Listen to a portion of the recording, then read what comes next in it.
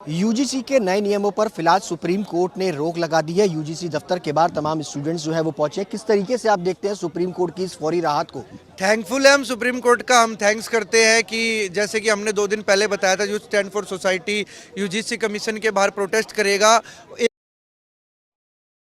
हमें पता चलता है कि स्टे बैक लगा दिया है सुप्रीम कोर्ट ने। हम थैंकफुल है, लेकिन हम सुप्रीम कोर्ट से ये कहना चाहते हैं और अपनी सरकार से अपील कर रहे हैं, हाथ जोड़ के बोल रहे हैं कि इसको वापस ले लो, आप रोल बैक कर दो, क्योंकि शिक्षा के मंदिर में हम कोई भेदभाव नहीं चाहते। कितना नुकसानदायक लगता है कि ये यूजीसी का जो नया नियम है, कितना ये आपके परेशानी बना? सर, इसको जो इक्विटी रेगुलेशंस के नाम पे जो डिवीजन मैं कहूँगा एक तरीके से स्टार्ट हो गया। अब जब मैं बाहर निकलता हूँ तो घर से फ़ोन आते हैं कि ऐसा है, थोड़ा सा बच के रहना, इन चीज़ों में इन्वॉल्व मत होना, कि अदर कास्ट के जो स्टूडेंट्स हो सकते हैं वो आप पे फेक एलिगेशंस लगा सकते हैं। जैसे अभी एक एसआरसीसी में एक रिसेंटली एक केस सामने आया था, कोई बाहर से आके अगर बच्ची या फीमेल स्टूडेंट यहाँ पे जनरल कैटेगरी की पढ़ती है और उस पर अगर कोई फेक एलिगेशन लगता है तो वो एक रूढ़िवादी जो सोच होती है, महिला शिक्षा की विरोधी रही है, जो वो वापस सोसाइटी को आप वहीं पे लाके खड़ा कर दोगे। तो एक तरफ जहाँ सरकार साइंटिफिक टेम्परामेंट को डेवलप करने की बात कर रही है, वहाँ पे आप फिर ऑर्थोडॉक्स सोच की तरफ ही एक कदम बढ़ा रहे हो, तो गलत चीज़ मैं इसको बोलूँगा सर।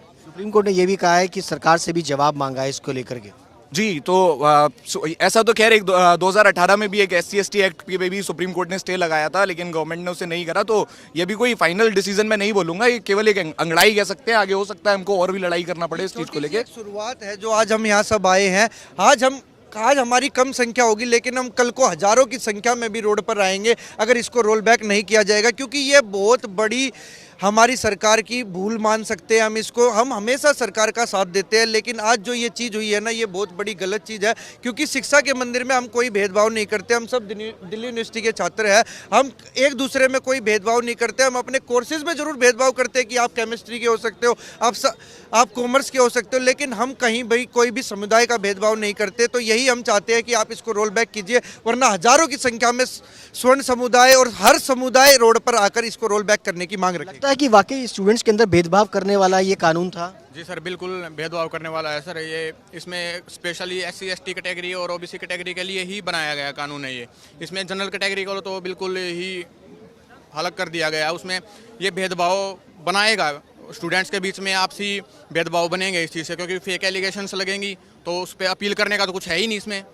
बस अब सरकार से आप लोग क्या चाहते हैं कि पूरा तरीके से इसको रोल बैक किया जाए या नियम में बदलाव किया जाए? बिल्कुल रोल बैक होना चाहिए। ये हमें बहुत बड़ी खुशी है कि अभी स्टे बैक हुआ है, लेकिन ये रोल बैक होना चाहिए, वरना हम अभी तो बहुत सारे काम हैं, लेकिन हम बहुत सारे आके यहाँ पे फिर दोबारा से प्रदर्शन करेंगे और ये रोल बैक लेना ही पड़ेगा।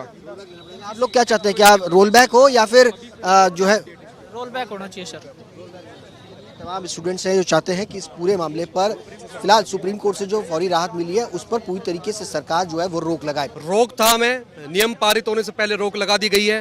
अब वो पारित नहीं होंगे, उन पे कमेटी बैठेगी। 19 मार्च की डेट दी गई है। अगर उनमें परिवर्तन नहीं होते, जो हमारे नियम जिन नियमों के खिलाफ थे उनमें परिवर्तन नहीं होते, तो हमारा प्रदर्शन उसके बाद जारी होगा और उसके बाद यहाँ नहीं, वो जंतर मंतर से हमारी कार्रवाई चालू होगी। ये जो अभी सुप्रीम कोर्ट में इसमें अपनी इंटरवेंस दिखाई है, उसके लिए सुप्रीम कोर्ट का बहुत बहुत धन्यवाद करते हैं हम, कि ये जो कानून था ये विद्यार्थियों में भेदभाव पैदा करने वाला कानून था जातियों के आधार पर। ऐसा नहीं होना चाहिए। स्कूल कॉलेजों में कभी ऐसा हमने तो सुना नहीं, हमने दिल्ली से स्कूलिंग की है, कॉलेज की है, हमने कभी सुना नहीं कि जाति के आधार पर दोस्त बनाए गए हो या जाति के आधार पर किसी को निमंत्रण दिया गया हो, किसी घर आना जाना शुरू गया हो। ऐसा नहीं होता है, लेकिन सरकार के इस कानून से कहीं ना कहीं भेदभाव उत्पन्न हो रहा था कि जाति के आधार पर विद्यार्थियों में भेदभाव होता।